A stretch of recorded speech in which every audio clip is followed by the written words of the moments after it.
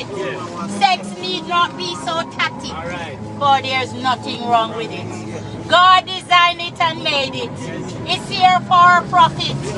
When Adam and Eve was not yet knit, Yes. God saw something wrong with it. Yes. He made Eve just to fit. Yes. He says earth is yours, fill it.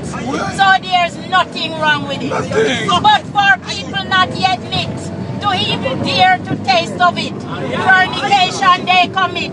Serious sin is it. God will surely judge for it.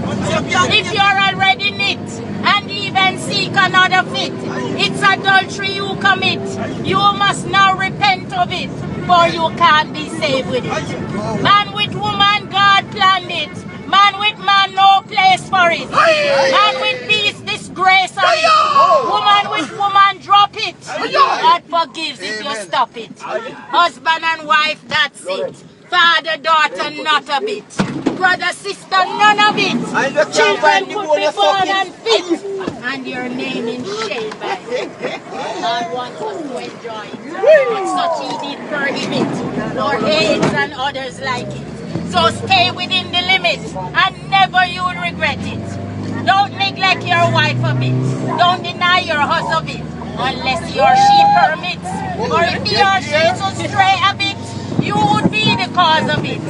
Neither one must lose by it. Both must have the fun of it.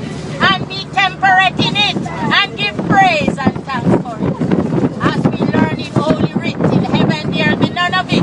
It's a fact, I must admit. But why should we fret on it? When we read in Holy Writ that heaven will be better than it.